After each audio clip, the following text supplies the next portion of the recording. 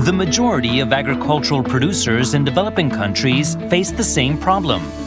Despite working hard to grow crops, they are unable to sell them for a high price, making it difficult to escape poverty.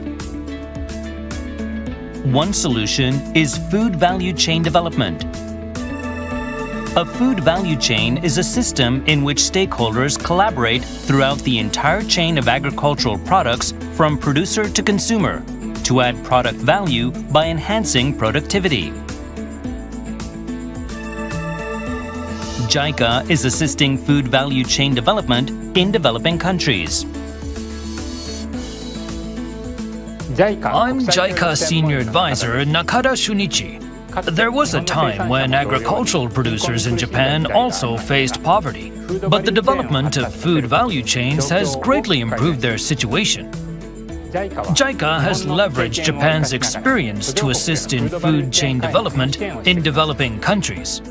This includes examples of producers whose income doubled in a short time. Food value chains also evolve along with factors like technological advances and consumer preferences. This video looks at agricultural support that responds to such changes.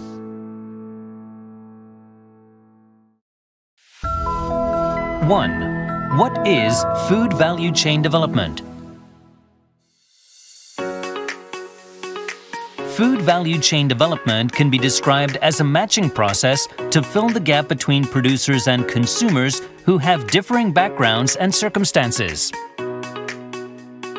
First, the consumer side is characterized by major changes in needs, such as types of food and quality depending on economic growth and rising income. In contrast, it should be noted that the producer side is characterized by a possible inability to meet consumer needs due to production constraints created by natural conditions, including land, weather, and seasons.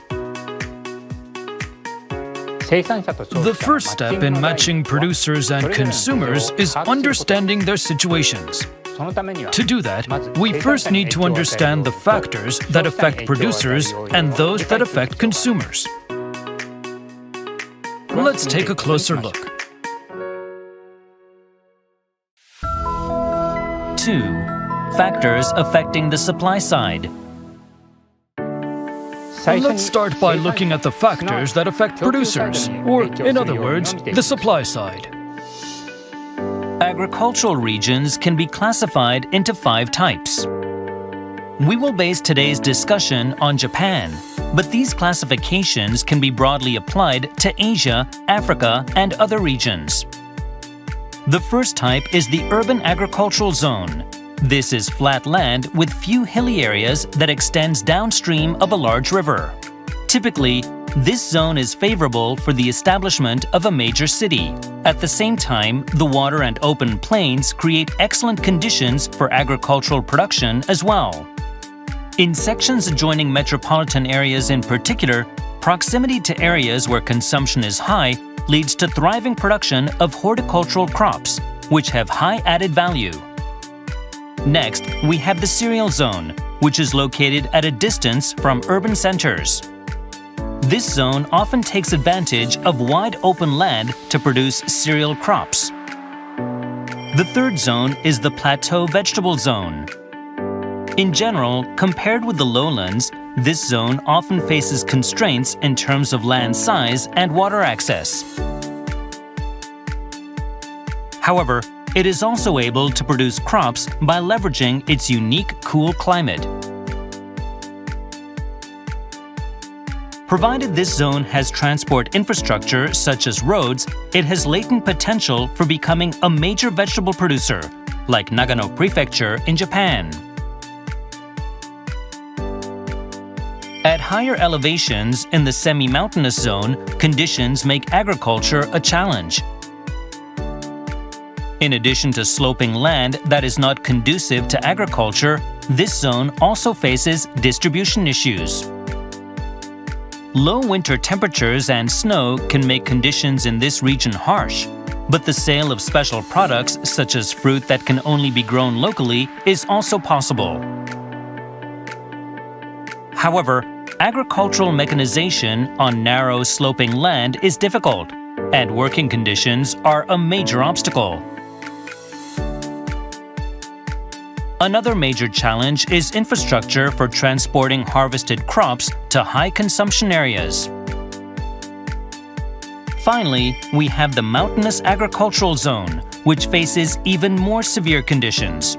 Here, both productivity and market access are extremely difficult, and when combined with an aging population and depopulation, the survival of agriculture itself is at risk in certain areas.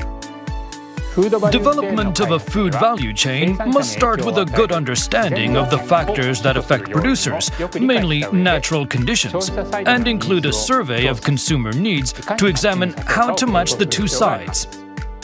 Next, let's examine the factors that affect consumers, or, in other words, the demand side. 3.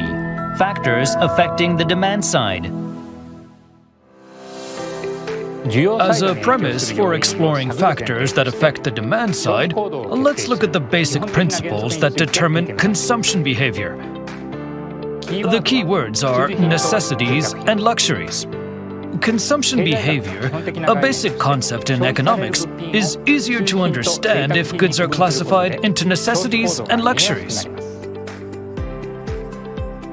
Typical household consumption changes depending on income trends. First, let's look at a low-income household that cannot afford to purchase a wide variety of items.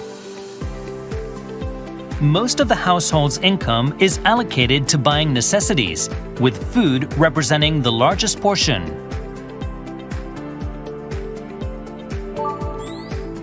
As income increases, most necessities can be purchased, and the basic necessities of life are met. At this point, the focus shifts to luxuries.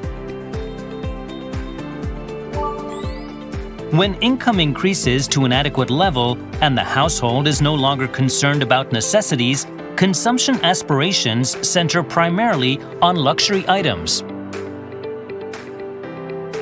The point of interest here is what luxuries are purchased and in what order of priority. Next, let's take a look at consumption trends according to income, with the main focus on food purchases. At the low-income stage, food accounts for the majority of household expenditure, with a particularly high proportion spent on staple foods.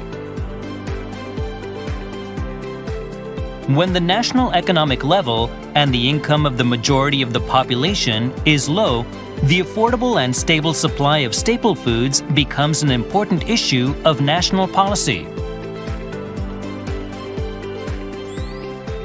When these government initiatives progress and the stable supply of food is achieved, things move to the next stage. This stage is characterized by slower growth of food expenditure in the household budget. The household gradually becomes able to buy food that it was previously unable to purchase.